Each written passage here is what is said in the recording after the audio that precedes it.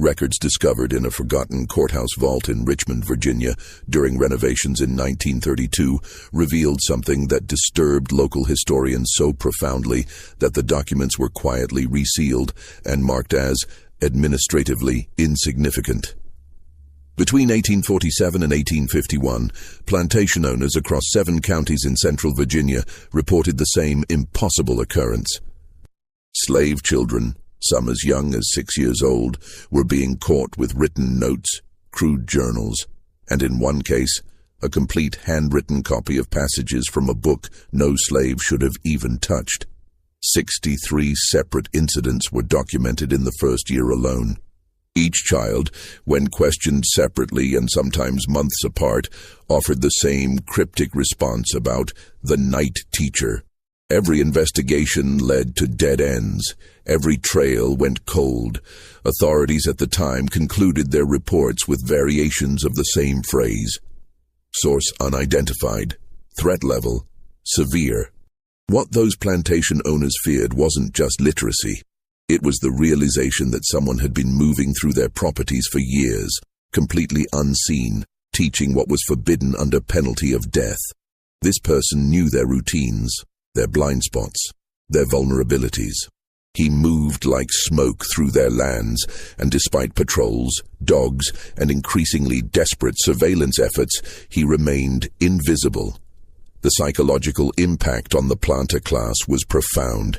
If their control was so absolute, how had this happened under their noses? If one man could do this, what else was happening that they couldn't see? Before we continue with the story of the man who became Virginia's most wanted ghost, make sure to subscribe to this channel and hit that notification bell so you never miss stories like this. And leave a comment below telling us what state or city you're watching from. We love hearing from our community around the world. What makes this case particularly chilling is that it wasn't discovered through careful investigation or confession, but through the careless confidence of children who didn't yet understand the danger they were in. And when the truth finally emerged, it revealed a network of secret education so sophisticated and widespread that it challenged everything the plantation system believed about itself. Cumberland County, Virginia, in the autumn of 1847, was a landscape of contradictions. Rolling hills covered in tobacco fields stretched toward the James River, and the county roads connected over 40 plantations of varying sizes, from sprawling estates with hundreds of enslaved workers to modest farms with a dozen. The soil was rich, the harvests were profitable, and the social order was considered by those who benefited from it to be unshakable. The county had weathered Nat Turner's rebellion 16 years earlier without local incident, and the planter class had emerged with their confidence reinforced. They had tightened their controls, improved their surveillance, and convinced themselves that their system was perfected. The landscape itself conspired to create a false sense of security. The plantations were connected by a network of roads, some well-maintained and heavily traveled, others barely more than cart paths through the woods. Between the cultivated fields lay stretches of forest, oak, pine, and hickory, that had been left largely untouched because the land was too rocky or poorly drained for agriculture. These woods created natural boundaries between properties, and while the planters knew them well enough to hunt in, they rarely patrolled them systematically. The forests were considered empty spaces, useful only as timber resources and hunting grounds. The James River curved through the eastern part of the county, providing transportation for goods and people. Flatboats and barges moved tobacco down to Richmond and returned with supplies. Along the riverbanks stood old mills, some still operational, others abandoned when their owners died or moved west. These structures dotted the landscape like forgotten monuments, slowly being reclaimed by vegetation.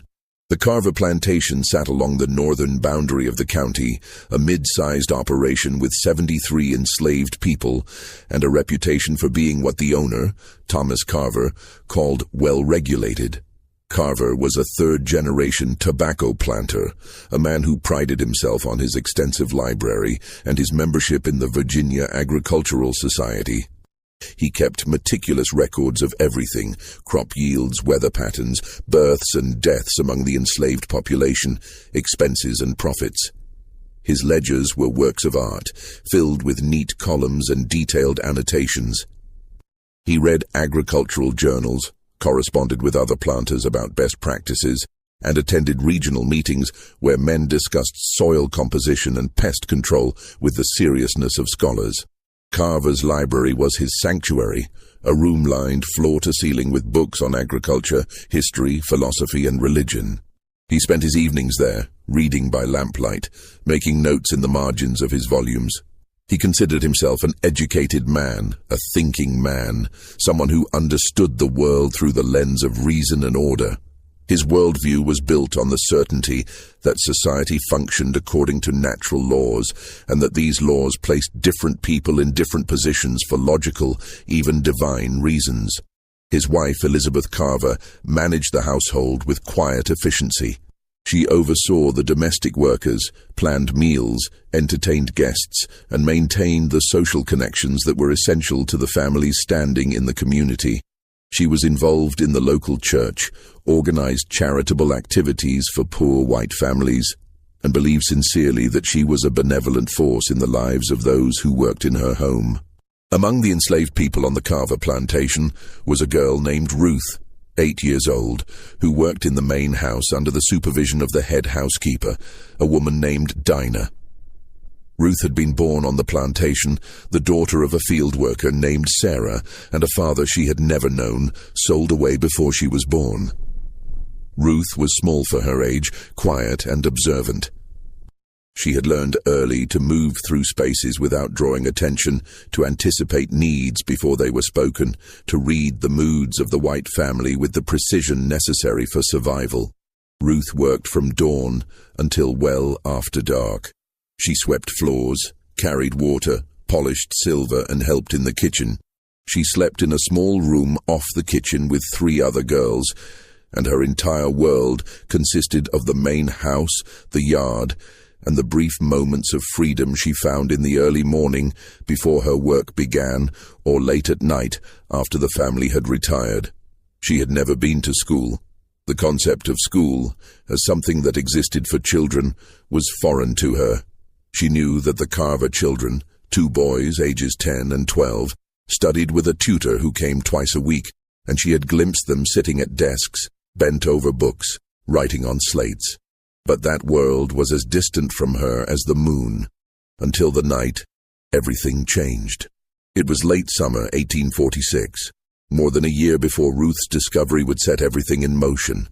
The tobacco harvest was approaching, and the atmosphere on the plantation was tense with anticipation and exhaustion. Everyone worked longer hours, and by nightfall, most people collapsed into sleep. Ruth had been sent to the spring house to fetch butter for the morning's breakfast preparation. The spring house was a small stone structure built over a cold stream, located about 100 yards from the main house, at the edge of the woods. It was dusk, the sky fading from orange to deep purple, and Ruth carried a tin lantern that cast nervous shadows on the path. She retrieved the butter and was walking back when she noticed something odd. Near the old tobacco barn, a structure that hadn't been used for storage in years and stood partially hidden by overgrown weeds, there was a faint light, barely visible through the gaps in the wooden walls. Ruth stopped walking. She knew she should return to the house immediately. Curiosity was dangerous. But something about that light drew her forward. She set down her lantern and moved quietly through the tall grass toward the barn. As she approached, she heard a voice, not loud, but clear and calm. A man's voice. "This is the letter A. It makes the sound you hear at the beginning of apple. Can you say it with me?" Ruth crept closer and peered through a gap in the barn wall. Inside, illuminated by a small shielded lantern, she saw a man she didn't recognize. He was tall, with dark skin and graying hair, wearing simple work clothes. In front of him sat 3 children, 2 boys and a girl all around her age. They were sitting on the dirt floor, staring intently at something the man was drawing in the dust with a stick. "A," the children repeated. "Good," the man said. "Now watch how I write it." He drew the letter carefully, explaining each stroke. Then he handed the stick to one of the boys. "Your turn." Ruth watched, transfixed, as the boy traced the letter in the dirt, his tongue sticking out in concentration. The man praised him, corrected his grip on the stick, and had him try again. Ruth didn't know how long she stood there, but eventually the man straightened and looked directly at the gap where she was watching. She froze, her heart hammering. "You can come in if you want," he said gently, "but you have to be very quiet." Ruth hesitated, then slowly pushed open the barn door and stepped inside. The 3 children looked at her with wide eyes, but the man smiled. "What's your name?" he asked. "Ruth," she whispered. "I'm Jacob," he said. "Do you want to learn?" Ruth nodded, unable to speak. Jacob gestured to a space on the floor. "Sit down. We just started." That night, Ruth learned the letter A. Jacob showed her how to form it, how to recognize it, how to sound it out. He was patient and encouraging, never rushing, never scolding. When the lesson ended, perhaps only 30 minutes later, Jacob carefully erased all the letters from the dirt floor and told the children to go home. "Don't tell anyone about this," he said, his voice serious. "Not your parents, not your friends, not anyone. This is our secret. Do you understand?" They all nodded. "If anyone finds out, I'll have to leave, and you won't be able to learn anymore. So you have to be very, very careful." Ruth walked back to the main house in a daze, the butter forgotten in her hand, until Dinah scolded her for taking so long. But that night, lying on her mat in the dark, Ruth traced the letter A on the floor with her finger, over and over until she fell asleep. Over the following weeks, Ruth returned to the barn whenever she could slip away unnoticed. Jacob came irregularly, sometimes once a week, sometimes not for 2 weeks, but when he came, he always taught. The group of children grew slowly. Jacob never brought more than 5 or 6 at a time, and he was meticulous about varying the nights and times so that no pattern could be established. Ruth learned the alphabet. She learned how letters combined to make sounds, how sounds formed words. Jacob used dirt, charcoal, and occasionally small pieces of slate he had somehow acquired. He never brought books, too dangerous, but he recited passages from memory and had the children repeat them, connecting spoken words to written letters. For Ruth, it was like discovering a hidden room in a house she thought she knew completely. The world, which had always seemed fixed and immutable, suddenly contained possibilities she hadn't imagined. Words weren't just sounds, they were shapes, patterns, things that could be captured and held.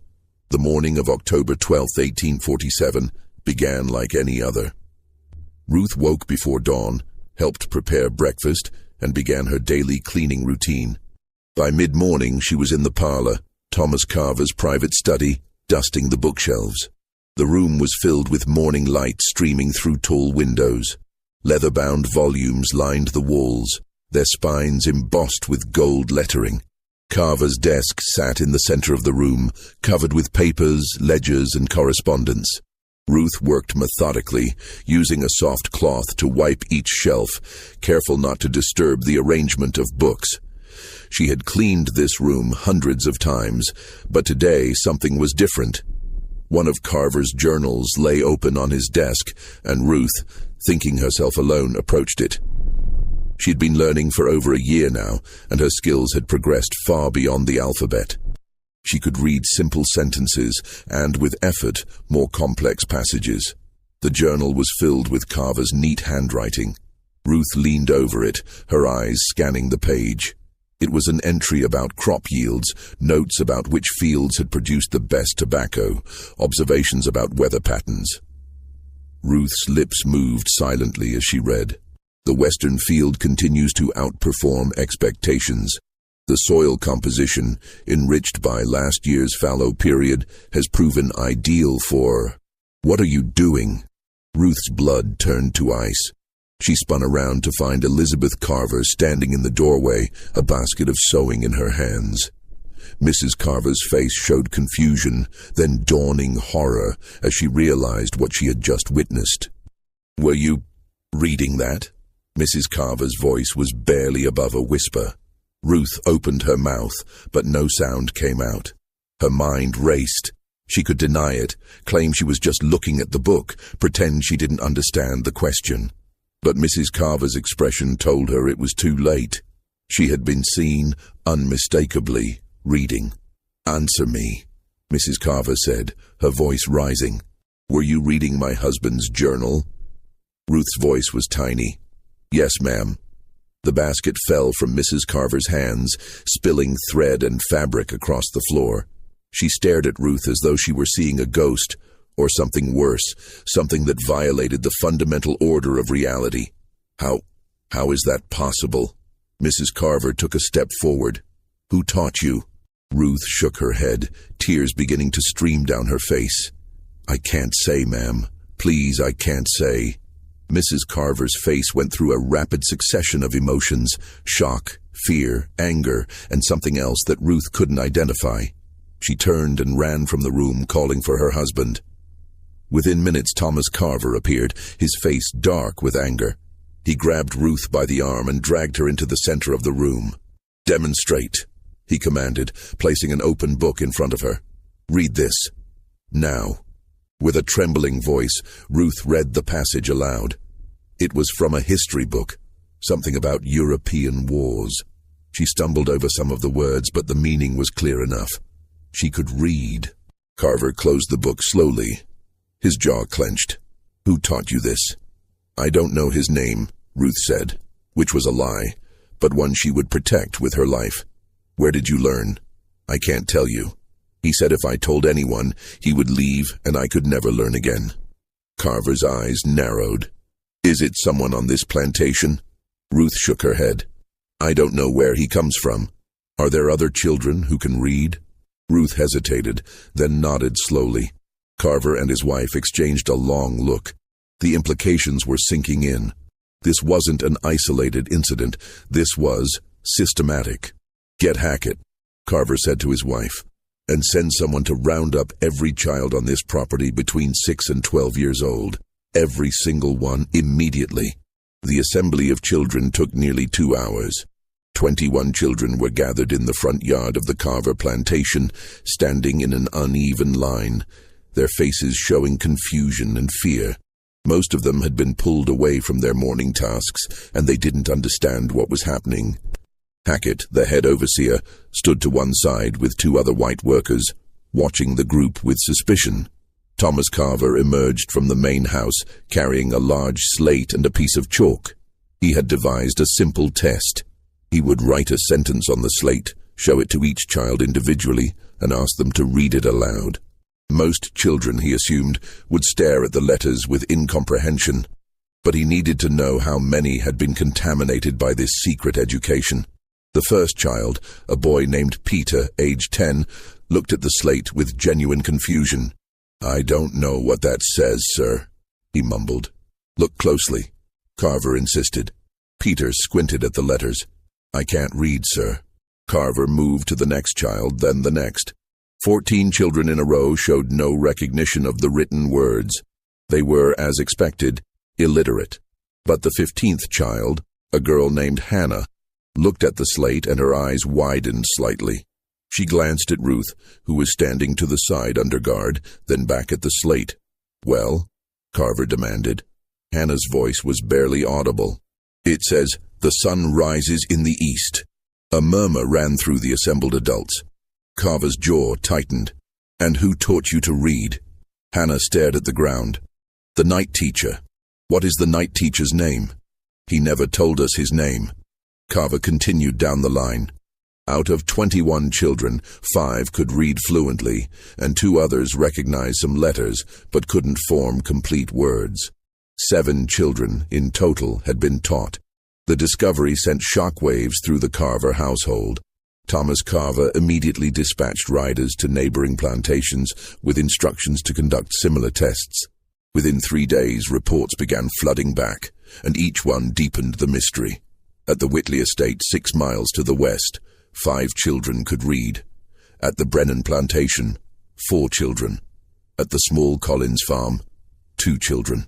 Across 7 different properties in Cumberland County, a total of 16 children, now including the 7 from the Carver Plantation, had been taught to read and write, and every single child, when questioned separately, told the same story.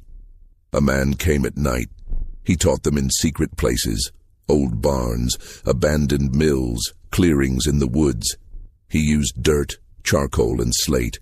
He was kind and patient. He made them promise never to reveal his identity or tell anyone about the lessons.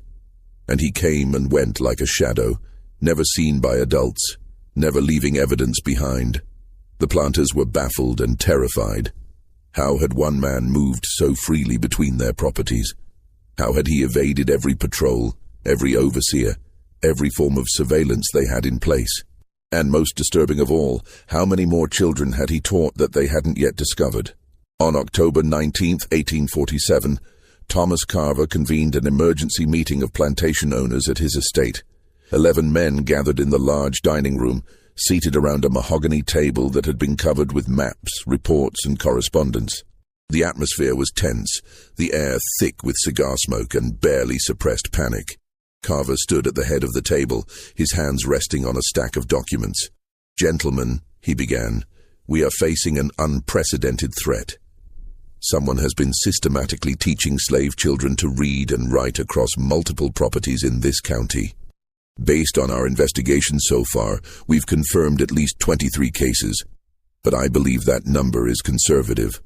There may be many more we haven't discovered yet."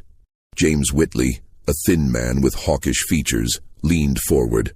"My overseer has questioned every adult on my property.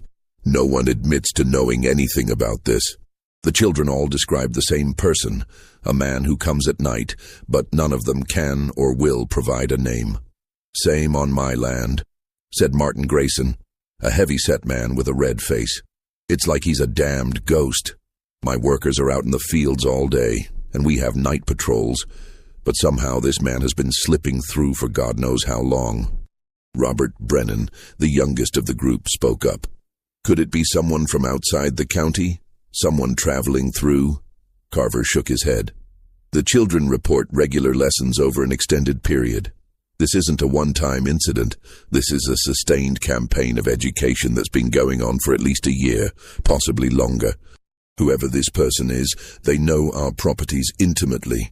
They know our routines, our blind spots, our schedules, which suggests," said Samuel Porter slowly, "that it's someone we know, someone who has legitimate reasons to be traveling between plantations." The room fell silent as this implication sank in. "A tradesman," Whitley said. "Someone who repairs equipment, delivers goods, provides services." "Or one of our own people," Grayson added. "Someone we trust enough to let them move around freely." Carver pulled out a map of Cumberland County and spread it across the table. He had marked each plantation where literate children had been found with a red X. "Look at the pattern," he said. "The affected properties form a rough circle, about 15 miles in diameter. In the center of that circle," he tapped a point on the map, "is the old Appomattox Mill Road. It's barely used anymore, but it connects to several of our properties through forest paths." Porter studied the map. "I have a carpenter named Jacob who travels that route regularly. I've given him permission to take on repair work at other plantations to supplement his value. He's been doing it for years." "Jacob," Carver repeated, making a note. "What do you know about him?" "He's in his 40s, highly skilled, reliable. I bought him about 20 years ago from an estate sale in North Carolina. He's never given me any trouble." "Quite the opposite. He's one of my most valuable workers." "Can he read?" Carver asked. Porter paused. I've never tested him. I've never had reason to suspect he could." "Test him," Carver said. "Soon. And in the meantime, I suggest we all compile lists of anyone, slave or free, black or white, who has regular access to multiple properties. Tradesmen, peddlers, preachers, anyone who travels. The men agreed, and the meeting continued for several more hours as they discussed security measures, punishment for the children who had been taught, and strategies for identifying the mysterious teacher. But beneath the practical discussions ran a current of fear. Their entire system of control had been breached, and they didn't know how deep the breach went. Jacob had been a carpenter on the Porter plantation for over 20 years, but his story began long before that, in a different life that he rarely allowed himself to remember in detail. He had been born in Maryland in 1805, on a small farm owned by a Quaker family named Hadley. William Hadley, the patriarch, believed slavery was a moral evil, but had inherited enslaved people when his father died. Rather than sell them, which he considered an even greater evil, he had kept them but treated them as something closer to indentured servants. Hadley paid them small wages, allowed them to keep gardens and sell their produce, and most controversially, taught them to read and write. Jacob had learned to read by age 8. Hadley's wife, Mary, had taught him using the same primers she used with her own children. By age 12, Jacob could read fluently and write clearly. He had read the Bible cover to cover twice, and he had been exposed to newspapers, agricultural journals, and even some philosophy. He understood that his literacy was unusual, even dangerous, but within the sheltered environment of the Hadley farm, it had seemed natural. When William Hadley died unexpectedly in 1827, everything changed. Hadley's adult son, who had moved to Philadelphia and embraced different views, returned to settle the estate. He had debts, and the quickest way to pay them was to sell the farm and everyone on it. Jacob, 22 years old and valuable because of his carpentry skills, was sold to a trader who took him south. The next few years were a blur of different owners and different locations. Jacob quickly learned to hide his literacy. He watched men and women beaten for smaller infractions than being able to read, and he understood that his knowledge was a death sentence if discovered. He became adept at appearing ignorant, at moving through spaces without being noticed, at giving people what they expected to see. In 1830, he was purchased by Samuel Porter and brought to Cumberland County. Porter needed skilled workers for his growing operation, and Jacob's carpentry abilities made him immediately valuable. Porter allowed Jacob unusual freedom of movement, trusting him to travel to other plantations to perform repairs and generate additional income. For 15 years, Jacob used this freedom to survive and eventually to thrive in his own quiet way. He built furniture, repaired structures, and earned a reputation as one of the best carpenters in the county. He was respectful, reliable, and invisible, exactly what a white owner wanted from an enslaved craftsman. But the knowledge he carried haunted him. He saw children growing up in the same ignorance he had been rescued from, and the weight of his silence became unbearable. He told himself for years that he couldn't risk it, that teaching would put everyone in danger, that his obligation was to survive.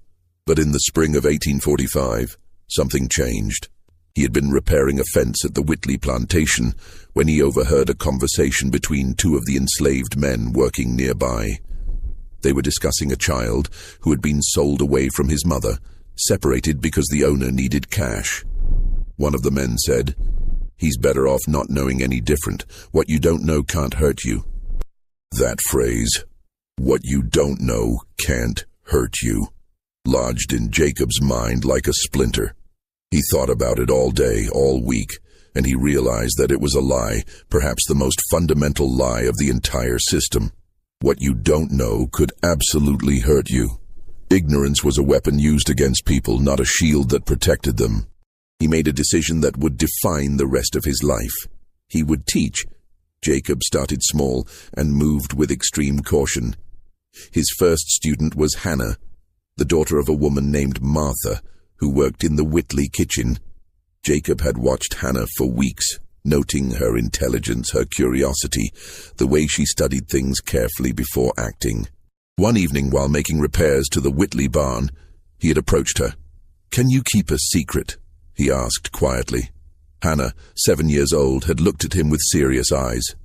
"Yes, I mean a very important secret, the kind where if you tell anyone, something bad would happen." She nodded.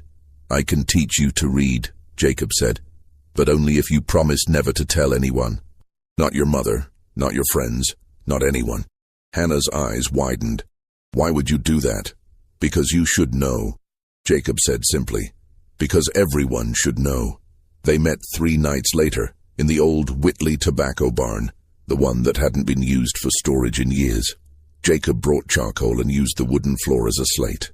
He taught Hannah the alphabet, starting with the letter that began her name. She was a quick learner, hungry for knowledge, and careful to follow his instructions about secrecy. After 4 lessons, Jacob felt confident enough to bring in 2 more children, boys named Peter and David, from the neighboring Grayson plantation. The lessons followed a pattern.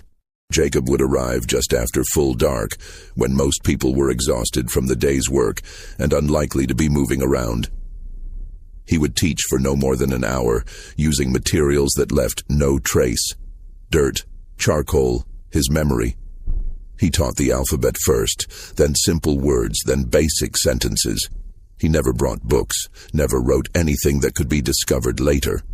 Everything existed only in the moment and in the memories of his students. He was meticulous about varying his routine. He never came on the same night of the week. He never taught in the same location twice in a row. He never took the same path between properties. He learned to move through the woods at night with an almost supernatural silence, and he developed an instinct for when it was safe to be somewhere and when he needed to disappear. Over the course of the first year, he taught 11 children. By the second year, that number had grown to 42. He organized them into small groups, never more than 6 at a time, and he kept the groups separate so that if one was discovered, the others might remain safe. The children, for their part, were remarkably good at keeping the secret. They understood, even at young ages, that what they were learning was dangerous. They also understood that it was precious. Jacob instilled in them a sense of responsibility, not just for protecting themselves, but for protecting each other and protecting him. Some of the children progressed faster than others. Ruth, from the Carver plantation, whom Jacob had encountered by accident that night at the old barn, turned out to be one of his most talented students. She absorbed everything he taught with an intensity that both impressed and worried him. He could see that she was beginning to see the world differently, to ask questions that had no safe answers. One night, about 6 months into her education, Ruth had asked him, "Why don't they want us to read?" Jacob had considered how to answer. "Because reading gives you power. It lets you understand things they don't want you to understand. It lets you imagine things they don't want you to imagine." "Like what?" "Like the idea that you could be something other than what they tell you you are." Ruth had gone quiet, processing this. Then she asked, "Are you scared?" "Every day," Jacob admitted. "But I'm more scared of not doing this than I am of getting caught." It was the most honest he had ever been with any of his students, and it marked a turning point in their relationship. Ruth wasn't just learning to read, she was beginning to understand the deeper implications of what Jacob was risking, and why. By the autumn of 1847, Jacob was teaching over 60 children across 9 different plantations. The operation had grown far beyond what he had originally envisioned, and with that growth came increased risk.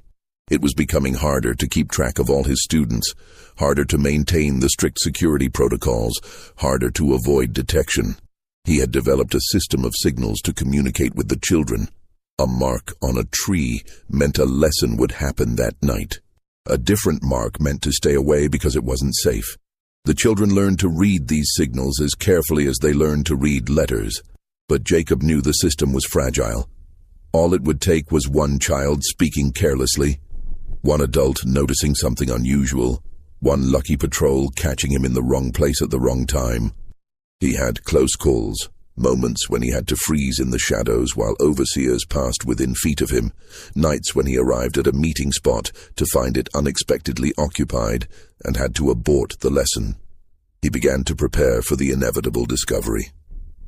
He started teaching the children not just to read, but to teach others. He explained to his most advanced students how to form letters, how to sound out words, how to be patient with learners. He told them that if anything happened to him, they should continue carefully in secret, passing the knowledge along. Some of his students took this instruction to heart more than others. Hannah, his first student, had begun teaching her younger brother. Samuel, a boy from the Brennan plantation, had taught 2 of his cousins. The knowledge was spreading beyond Jacob's direct control, which both pleased and terrified him. In September of 1847, Jacob made a decision that would prove fateful. There was a group of children on the Carver plantation that he hadn't yet reached, and Ruth had asked him repeatedly to teach them. Jacob was hesitant. The Carver plantation was one of the most strictly controlled in the county, and Thomas Carver himself was known for his meticulous attention to detail.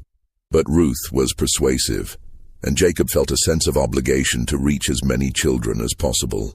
He agreed to teach at the old tobacco barn on the Carver property, using Ruth as a liaison to gather students. It was a risk, but it seemed manageable. What Jacob didn't know was that the security at the Carver plantation had recently been tightened. Thomas Carver, concerned about reports of theft at neighboring estates, had implemented irregular night patrols and had instructed his overseer Hackett to note any unusual activity. The plantation that had seemed like a calculated risk was actually a trap, waiting to spring. The morning Ruth was discovered reading Thomas Carver's journal marked the beginning of the end, though it would take weeks for the full consequences to unfold. The immediate aftermath was chaotic and terrifying. After the assembly of children and the shocking revelation that 7 of them could read, Thomas Carver locked Ruth in a small storage room while he decided what to do. Ruth spent hours in the dark, listening to muffled voices arguing outside, imagining the worst. She was terrified not for herself, but for Jacob. She had made the mistake that would expose him. She had been careless, confident, too pleased with her own abilities to maintain proper caution. When the door finally opened, it was Dinah, the head housekeeper, who entered. Dinah's face was unreadable as she set down a plate of food and a cup of water. "Eat," Dinah said. Ruth stared at the food. "What's going to happen to me?" Dinah sighed. "I don't know, child. But Mr. Carver is sending people to all the nearby plantations. They're testing other children, seeing how far this goes. You've stirred up a hornet's nest." "I didn't mean to," Ruth whispered. "I know. But intention doesn't matter now." Dinah paused at the door. "Ruth, whoever taught you, you need to protect them. No matter what they threaten you with, you can't reveal who it was. Do you understand?" Ruth nodded, tears streaming down her face. Over the following days, as the scope of the secret education network became clear, the plantation owners of Cumberland County moved into action. The initial shock gave way to organized investigation. They compiled lists of everyone who moved between properties. They interrogated adults. They imposed strict new controls on the movements of enslaved people, and they established a reward, $200, for information leading to the identity of the teacher. $200 was an enormous sum, more than many enslaved people could imagine. The planters believed that someone would break, that the promise of money or freedom would crack the wall of silence. But weeks passed, and no one came forward. The children were questioned repeatedly, sometimes gently, sometimes harshly, but they held firm. They didn't know his name, they said. They didn't know where he came from. He was just the night teacher, and he disappeared like smoke. The investigation began to focus on men who traveled between plantations for legitimate reasons. Peddlers were questioned. Itinerant preachers were interrogated. And eventually, attention turned to the craftsmen, the blacksmiths, the wheelwrights, the carpenters who moved from property to property, offering their services. Samuel Porter had always considered himself a shrewd judge of character. He prided himself on his ability to manage his property efficiently while maintaining what he believed was a humane approach.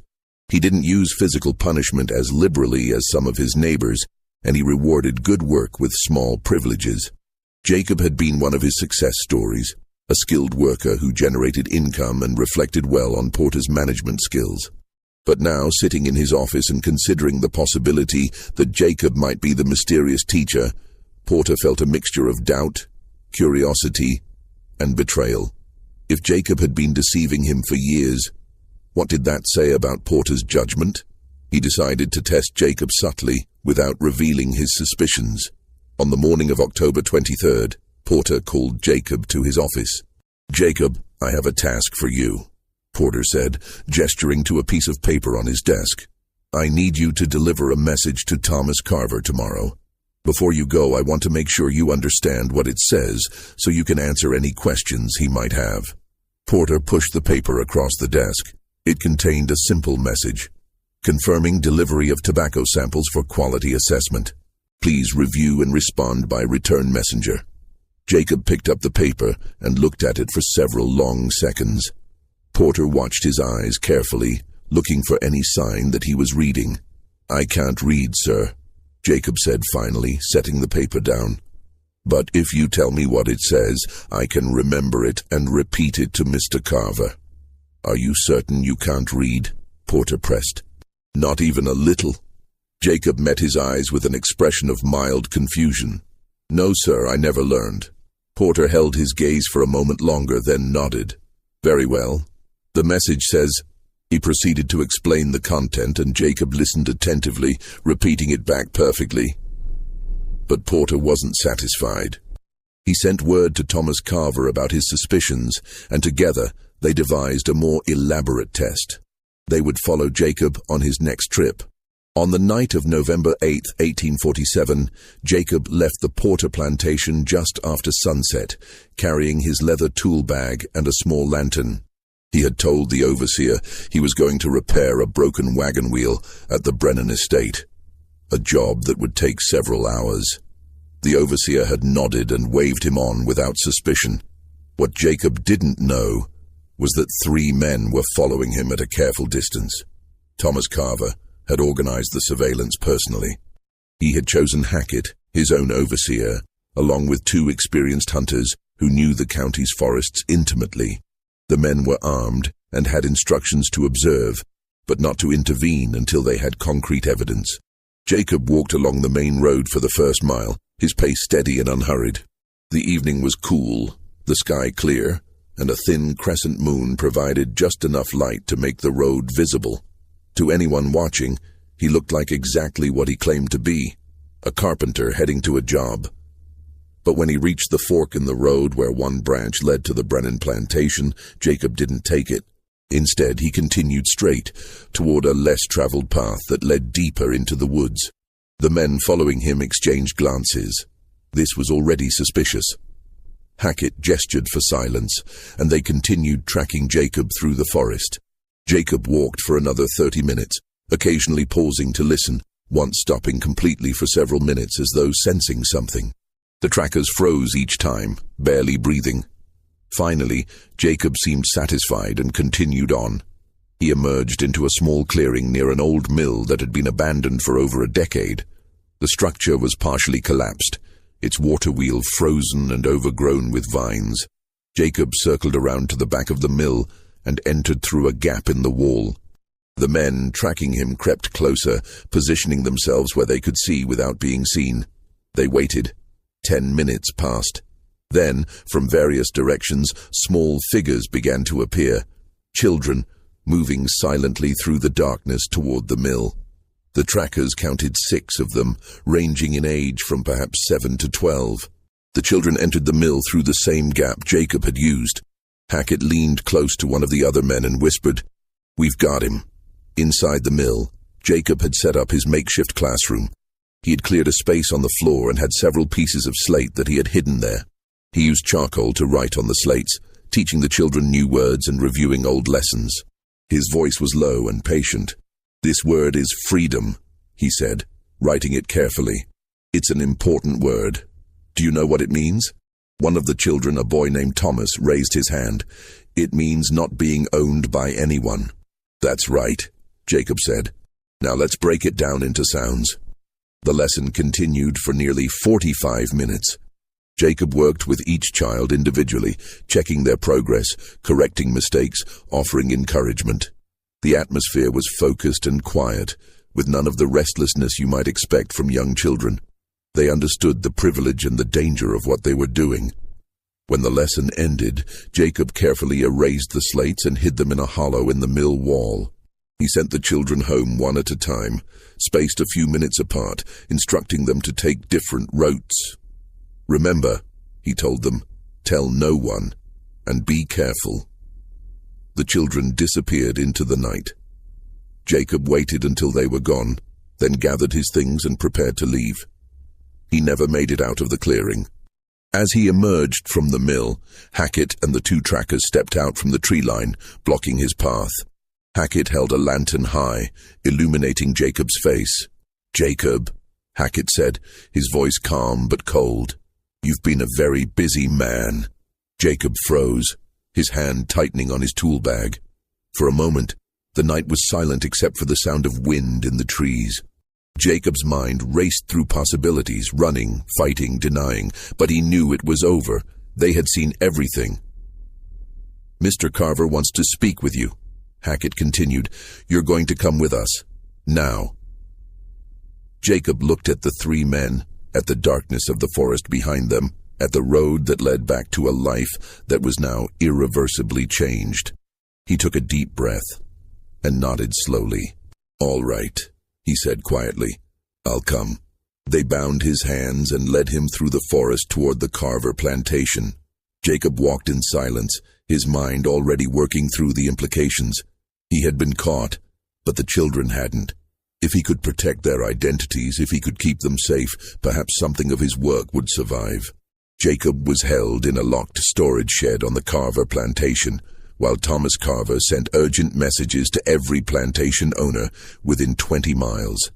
By the afternoon of November 9th, over 30 men had gathered in Carver's largest barn, which had been cleared and furnished with benches for the occasion.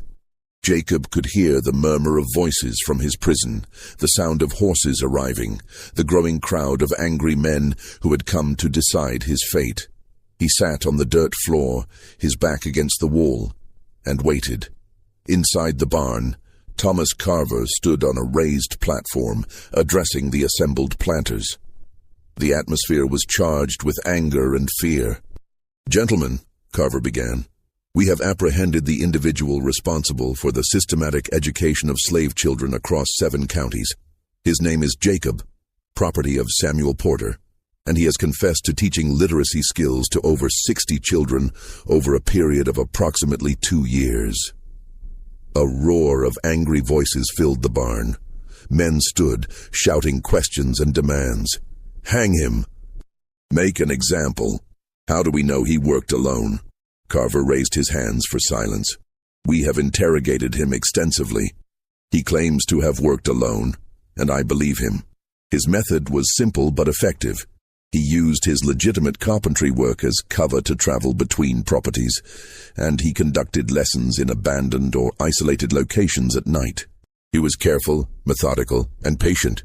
"How did we not see this?" someone shouted from the back. Carver's jaw tightened. "Because he understood our systems better than we understood them ourselves. He knew our routines, our blind spots, our assumptions. He exploited the very freedom of movement we granted him because he was valuable and trusted."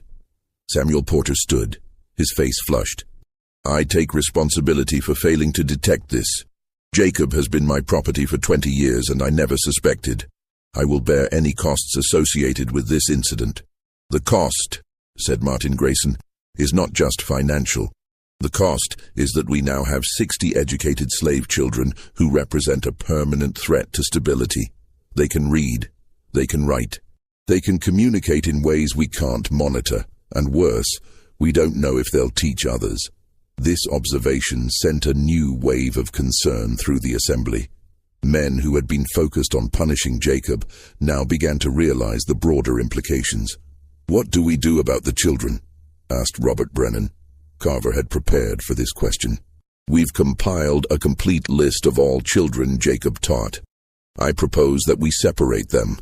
Sell them to different regions, preferably far south, where their skills will be less useful and where they'll have no connection to each other or to anyone who might encourage further education." "That's over 60 sales," Porter said. "The economic impact alone." "The alternative," Carver interrupted, is to keep them here, where they represent an ongoing risk, and where they might continue to spread literacy. Gentlemen, we're not just dealing with the children Jacob taught directly. We're dealing with the possibility that those children will teach others, who will teach others. This is a contagion, and it must be contained. The room fell silent as the men absorbed the scope of the problem. Finally, James Whitley spoke up. And what about Jacob himself? All eyes turned to Samuel Porter, who stood and addressed the assembly. I have given this considerable thought. Executing him would make him a martyr and would draw unwanted attention from abolitionists in the North. They would use his story to attack our entire way of life. I propose instead that we sell him as far south as possible, to the sugar plantations of Louisiana, where the work is hard and the life expectancy is short. He will disappear, and his story will die with him. I agree, Carver said. We should handle this quietly. No public trial, no spectacle, no records that might be discovered later and used against us. Jacob simply disappears, the children are separated and sold, and we implement new security measures to ensure this never happens again. The vote was nearly unanimous. Jacob would be sold to a slave trader heading to Louisiana within the week. The children would be separated and sold over the following months, and the entire incident would be documented as vaguely as possible in official records to avoid creating evidence that could be used by anti-slavery advocates. On the evening before Jacob was to be taken away, Thomas Carver made a decision that surprised even himself. He wanted to understand. Despite his anger, despite the threat Jacob had represented, Carver felt compelled to speak with the man who had outsmarted him and dozens of other educated, powerful men for over 2 years. Carver entered the shed where Jacob was being held. Jacob sat against the wall, his hands still bound, his face showing exhaustion and resignation. Carver carried a lantern and a flask of water, which he offered to Jacob. "Thank you," Jacob said, drinking deeply. Carver sat down on a wooden crate across from him. For a long moment, neither man spoke. Finally, Carver broke the silence. "I need to understand something, Jacob. You had a good position. You were skilled, valued, trusted. You had freedoms that most men in your position never receive. Why would you risk all of that? What could you possibly hope to accomplish?" Jacob looked at him steadily. "I hope to give those children something that couldn't be taken away from them. Knowledge, understanding, the ability to see the world as it truly is, not as you tell them it is. But you must have known you would be caught eventually," Carver pressed. "You must have known the consequences." "I knew," Jacob said simply, "but I also knew that if I didn't act, I would be complicit in keeping those children in darkness. I had been given something precious, education, and I couldn't justify keeping it to myself while others suffered for lack of it." Carver shook his head. "You've endangered them, Jacob. Don't you see that? By teaching them to read, you've made them unfit for their lives. You've given them aspirations they can never fulfill. You've created discontent where there should have been acceptance. That's not mercy. That's cruelty." For the first time, anger flashed in Jacob's eyes. The cruelty is in the system that makes education dangerous. The cruelty is in telling human beings that they're not entitled to use their minds. The cruelty is yours, Mr. Carver, not mine. Carver stood abruptly. "You're wrong. The world has a natural order, and that order exists for good reasons. When people accept their place in that order, everyone is better off. What you've done is sow chaos." "No," Jacob said quietly. "What I've done is plant seeds. And you can sell me. And you can sell those children, and you can try to erase every trace of what happened here. But those seeds will grow. Maybe not today, maybe not for years, but they will grow." Carver stared at him, disturbed by the certainty in Jacob's voice. "You're deluded if you think your actions will change anything." Jacob smiled faintly. "Time will tell, Mr. Carver." Carver left the shed without another word, but the conversation haunted him. There had been something in Jacob's expression, not defiance exactly, but a kind of patient confidence that unsettled him deeply. The weeks following Jacob's capture were chaotic across Cumberland County. The plantation owners moved quickly to implement their plan, but the execution proved more complicated than anticipated. The first problem was identifying all the children Jacob had taught. The initial count of 63 turned out to be conservative. As more thorough testing was conducted, the number climbed to 78, then to 91. Some children had learned only the basics and had kept it secret so successfully that even their parents didn't know. Others had taught siblings or friends, expanding the network beyond Jacob's direct reach. The second problem was the reaction of the enslaved community itself. Word of Jacob's capture spread quickly, and with it came a mixture of grief, anger, and fear. People who had never met Jacob mourned him as a hero. Parents whose children had been taught felt torn between pride in their children's accomplishments and terror for their safety. Some of the children who had been identified tried to protect others by refusing to reveal the full extent of the network. Ruth, despite facing significant pressure, never revealed the names of other students she knew about. Hannah did the same. This protective instinct, this loyalty to the community Jacob had created, made the planters' job of containment much more difficult. The third problem was the economic and logistical challenge of selling over 90 children. The local slave market couldn't absorb that many young workers at once without arousing suspicion and driving down prices. The sales had to be spread out over months, sent to different regions, carefully managed to avoid drawing attention. Thomas Carver personally oversaw the sale of the 7 children from his plantation. Ruth was sold to a family in Georgia in December 1847. She was 9 years old, and she carried with her the knowledge Jacob had given her, hidden but intact. Carver received a fair price for her, and he told himself he was being reasonable, even merciful. She could have been punished far more harshly. But at night, alone in his library, Carver found himself troubled by thoughts he couldn't quite articulate. He had won. Jacob was gone. The children were being dispersed, and new security measures were in place. Yet he felt as though he had lost something, or perhaps that something had been revealed that he wished had stayed hidden. He began documenting the incident in his personal journal, writing detailed accounts of the investigation and capture. But he found himself unable to characterize Jacob in simple terms. Criminal felt insufficient. Insurgent was too dramatic. He settled on educator, then crossed it out and wrote agitator, then crossed that out too. Finally, he left the space blank, unable to find a word that captured what Jacob had been. Jacob was sold to a slave trader named Dixon on November 15, 1847. Dixon specialized in transporting enslaved people from Virginia to the Deep South, where demand for labor in the expanding cotton and sugar industries was high.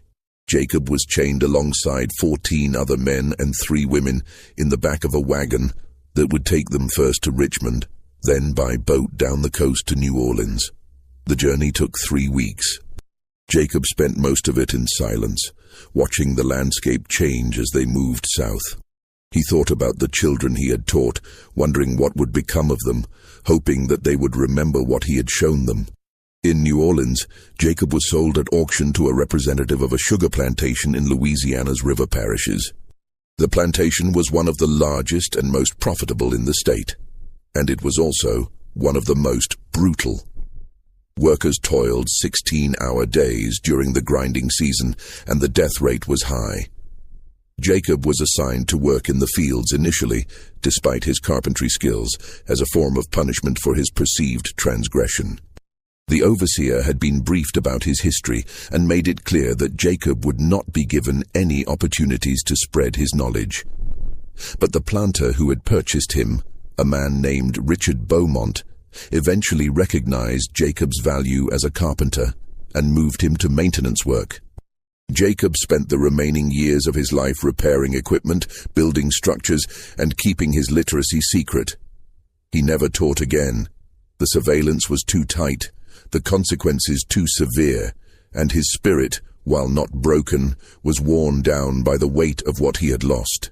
He died in 1852, 5 years after leaving Virginia, during an outbreak of cholera that swept through the plantation. He was buried in an unmarked grave alongside dozens of other workers who died that season. No record was made of his life, his skills, or his accomplishments. In the official documents of the Beaumont plantation, he appeared only as Jacob Carpenter, acquired 1847, deceased 1852. The man who had taught over 100 children to read had become a footnote, a line in a ledger, a number. The children Jacob taught were scattered across the South. Their stories diverged in countless directions, and most of those stories have been lost to history. But fragments remain, hints of how Jacob's legacy persisted despite every effort to erase it. Ruth, sold to a family in Georgia, worked as a house servant for the next 16 years. She never forgot how to read, though she rarely had opportunity to practice. When the Civil War ended and she gained her freedom, she was 27 years old. She made her way to Atlanta, where she found work and eventually enrolled in one of the schools established by the Freedmen's Bureau. She became a teacher herself, instructing former slaves in basic literacy. One of her students later wrote about her, "Miss Ruth was different from other teachers. She understood what it meant to learn in secret, to protect knowledge like a treasure. She never took education for granted, and she never let us take it for granted either." Ruth died in 1889, having taught hundreds of students over her lifetime. She never spoke publicly about Jacob. The habit of secrecy was too deeply ingrained, but she kept a small piece of charcoal in her possession until the end of her life, a memento of her first lessons in that abandoned barn. Hannah, Jacob's first student, was sold to a plantation in Alabama. She was 11 when she arrived, and she spent the next decade working in the fields. But she taught her younger brother to read, using the same methods Jacob had used with her: dirt, charcoal, stolen moments of privacy. Her brother, in turn, taught others. By the time the Civil War disrupted the plantation system, a small network of literate enslaved people existed on that Alabama property, all descended from the knowledge Hannah had brought with her. Samuel, the boy from the Brennan plantation who had shown such aptitude, was sold to a family in South Carolina. He lost his literacy skills over the years. Without practice or reinforcement, the knowledge faded. But when Reconstruction brought schools to his area, he relearned quickly, his brain remembering patterns it had absorbed as a child. He became a lay preacher and taught himself to read the Bible fluently. He died in 1901, a respected elder in his community. Not all the stories ended well. Some of the children Jacob taught were sold to particularly harsh situations where any display of literacy would have been punished severely. Some died young, their potential unrealized. Some simply disappeared into the vast, poorly documented history of enslaved people in the American South. But collectively, they represented something that the plantation owners of Cumberland County had feared and could not fully comprehend: the impossibility of containing knowledge once it was released. Each child Jacob taught carried seeds of understanding that could not be fully suppressed. Some of those seeds lay dormant for years. Others found purchase in unlikely soil and grew in unexpected directions. In the years following Jacob's capture, the planters of Cumberland County implemented extensive new security measures. They restricted travel between plantations. They conducted random literacy tests. They demolished or secured abandoned structures that could serve as secret meeting places. They established informant networks and offered rewards for information about unauthorized education. But they also began to realize the fundamental problem with their campaign. You cannot unknow something. The children who had learned to read didn't forget, even when they pretended to. The knowledge existed in their minds, inaccessible to surveillance, impossible to confiscate. Thomas Carver, in his meticulous journals, documented his growing frustration with this reality. In an entry from March 1848, he wrote, "We have taken every reasonable precaution, yet I remain troubled by the knowledge that approximately 90 individuals on properties within this county possess skills that could undermine stability. We cannot monitor their thoughts, cannot erase their memories. We have closed the source of the contamination, but the contamination itself persists. This troubles me greatly. By 1850, most of the children Jacob had taught had been sold and dispersed, but new concerns emerged. Rumors circulated of other night teachers in adjacent counties. Some of these rumors were founded on actual cases, copycat educators inspired by stories of Jacob's campaign. Others were simply paranoia, the planter class seeing shadows everywhere. The fear of literacy became almost obsessive in some quarters. Laws that had existed on the books but were rarely enforced began to be applied more rigorously. White teachers who expressed sympathy for abolition found themselves under suspicion. Free black people who demonstrated education were viewed with hostility and suspicion. But the system was inherently leaky. Knowledge moved through informal channels that no amount of legislation or surveillance could fully close. Literate enslaved people taught family members in whispers, in brief moments of privacy. Free black people shared information in churches and social gatherings. And as the 1850s progressed and tensions over slavery intensified nationally, the flow of forbidden knowledge increased rather than decreased. When the Civil War began in 1861, the world that Jacob had navigated so carefully began to collapse. The plantation system, which had seemed immutable and eternal to those who benefited from it, revealed itself to be fragile and dependent on conditions that could change. Cumberland County itself became a battleground. Union and Confederate forces moved through the area repeatedly, and the plantations that had been centers of wealth and control became targets for destruction. Fields were burned, buildings were commandeered, and the enslaved population faced new opportunities and dangers. Many of the children Jacob had taught were adults by this time, in their 20s or 30s. Some of them escaped to Union lines, where their literacy skills made them valuable as scouts, translators, and administrators. Others remained on the plantations, navigating the chaos as best they could. The Carver Plantation, Thomas Carver's carefully managed domain, was occupied by Union forces in 1864. Carver himself had died 2 years earlier, and his widow Elizabeth struggled to maintain the property in the face of wartime disruption. The enslaved workers, sensing the changing times, began to assert themselves in ways that would have been unthinkable a decade earlier. When Union officers arrived to assess the plantation's resources, they were surprised to find several of the workers could read and write. One officer noted in his report, contrary to expectations, found multiple literate Negroes on the Carver property. They claim to have been taught years ago by a traveling educator, though details are vague. These individuals have proven valuable in organizing work details and maintaining records. The officer had no way of knowing that he was observing the distant ripples of Jacob's work, knowledge that had survived years of suppression and had now found suddenly useful in a changed world. The records discovered in Richmond in 1932 were part of a larger collection of county documents that had been moved from Cumberland County to the state capital during Reconstruction and never properly organized. A clerk conducting an inventory during courthouse renovations found a series of leather-bound ledgers marked Confidential County Business, 1847-1851.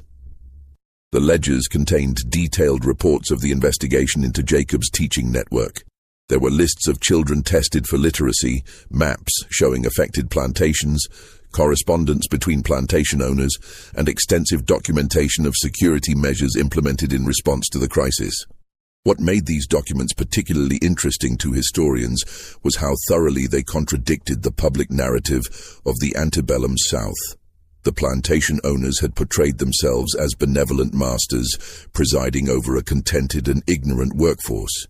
These documents revealed men who lived in constant fear of their own workers, who saw threats in every shadow, who understood that their system of control was far more fragile than they admitted publicly. The historian who first examined the documents in detail, a man named Dr. Robert Patterson, was struck by the tone of the correspondence. "These are not confident men," he wrote in his preliminary notes. "These are frightened men, engaged in a desperate effort to contain something they don't fully understand. The figure of Jacob haunts these pages not as a criminal, but as something more disturbing, a mirror reflecting their own failures of imagination. Patterson spent several weeks analyzing the documents, cross-referencing names and dates with other historical records. He discovered that many of the children mentioned in the reports had gone on to notable lives after emancipation. At least 7 had become teachers. 3 had been elected to local offices during Reconstruction. 1 had published a memoir that made no mention of her childhood education, maintaining the secrecy even decades later. But Patterson's research was interrupted by pressure from local historical societies and descendants of the plantation families mentioned in the documents. They argued that the records were inflammatory, that they presented a distorted view of history, that they would be misused by those with political agendas. The State Archive director, facing mounting pressure, decided to reseal the documents and restrict access. Patterson protested vigorously, but he was overruled. In his final report, he wrote, "The story contained in these documents deserves to be told, not because it flatters anyone, but because it reveals the truth about a system built on the impossible task of keeping human beings ignorant." Jacob succeeded, not because he was exceptional, but because the plantation owner's greatest fear, that enslaved people were fully human, fully capable of learning, was absolutely true. They spent enormous energy denying this reality, and the evidence of their denial is now being suppressed again, this time in the name of historical sensitivity. The documents were resealed in 1933, marked administratively insignificant, and filed in a restricted section of the state archives. They remained there, largely forgotten, for decades. While the official records were suppressed, the story of Jacob persisted in oral tradition within African American communities, though in fragmentary and often altered forms. Descendants of the people Jacob taught sometimes heard family stories about a mysterious teacher who appeared in the night, though details were vague and often mixed with other narratives. In a 1937 interview conducted as part of the Federal Writers Project, an elderly woman named Sarah Mitchell, who had been enslaved in Cumberland County, told an interviewer, "My grandmother used to tell me about the night school. Said there was a man who came around teaching children their letters, had to be secret because it was forbidden. She never said his name, but she said he was like a ghost, could move through the dark without making a sound. My grandmother learned from him, and she taught my mother, and my mother taught me. All secret, all passed down, quiet-like." The interviewer pressed for more details, but Sarah had none to offer. The specifics had been lost over 3 generations of retelling. The man had become a legend, a symbol, his actual identity obscured by time and the necessity of secrecy. Similar stories appeared in interviews conducted across Virginia and other southern states. Historians noted the pattern, but generally dismissed these accounts as folklore, exaggerated tales that mixed facts with wishful thinking. The academic consensus was that while there may have been isolated cases of enslaved people learning to read, the idea of organized secret schools was largely mythical. But the people who told these stories believed them. For them, the night teacher, whether he was one person or many, whether his story was accurate in every detail or embellished through retelling, represented a fundamental truth: that the hunger for knowledge had been powerful enough to overcome terrible risks, and that people had been willing to teach and learn even when it could cost them everything. In 1968, during the Civil Rights Movement, a group of historians led by Dr. Julia Morrison began pressing for the reopening of the 1847-1851 documents from Cumberland County. They argued that these records contained important evidence of resistance to slavery and should be made available for research and teaching. The Virginia State Archives initially resisted, citing the same concerns that had led to the documents being sealed in the first place. But under sustained pressure, and in the context of a broader reevaluation of Southern history taking place across the region, the archives agreed to review the restriction. A committee was formed to examine the documents and determine whether they should be made publicly accessible. The committee spent several months analyzing the materials, and their report, issued in 1969, concluded, These documents represent an important historical record of both the sophistication of resistance to slavery and the depth of fear that resistance generated among slaveholders. They should be made available for scholarly research, with appropriate contextual materials to ensure they are properly understood. The documents were officially unsealed in 1970, and researchers finally had access to the full story of Jacob's teaching network. Over the following years, several academic papers and a small number of books explored the case in detail. But even with the documents available, many questions remained unanswered. Jacob's life before he arrived in Cumberland County was largely undocumented. His fate after being sold to Louisiana was uncertain. While records showed he died in 1852, the circumstances were unclear, and most poignantly, the full extent of his teaching network would never be known. The documents listed 91 children by name, but interviews with descendants and analysis of family histories suggested the actual number might have been significantly higher. The story of Jacob and the children he taught is remarkable, not because it was unique, but because it was documented. Throughout the period of American slavery, countless individuals engaged in acts of quiet resistance, teaching, learning, preserving knowledge against all odds. Most of these stories were never recorded, never preserved, never entered into official history. Jacob succeeded because he understood the system he was working against. He knew its rhythms, its blind spots, its assumptions. He used the tools he was given, the freedom of movement granted to a trusted craftsman, and turned them toward a purpose their grantors never imagined. He was patient, careful, and willing to accept enormous risk for incremental progress. The children he taught understood something equally important, that knowledge once gained could not be fully taken away. They protected Jacob's identity even under pressure. They preserved what they had learned even when they couldn't practice it openly, and many of them, when opportunity came, used that knowledge to build new lives and educate others. The plantation owners of Cumberland County believed they could contain the threat through surveillance, suppression, and dispersal. They were partially successful. They did stop Jacob, they did separate the children, they did implement new controls. But they couldn't erase what had already been learned, and they couldn't prevent the knowledge from spreading through channels they didn't anticipate. Thomas Carver, in one of his final journal entries before his death in 1862, wrote something that suggests he understood this on some level. I have come to believe that our great error was in thinking we could maintain absolute ignorance. The human mind seeks knowledge as naturally as a plant seeks light, and perhaps our efforts to prevent this were always doomed to fail. I do not know what the future holds, but I fear that the seeds planted by men like Jacob will bear fruit we cannot imagine. He was right. The seeds Jacob planted did bear fruit, not immediately, not in ways that could be directly traced, but persistently, quietly, in the gradual accumulation of knowledge across generations.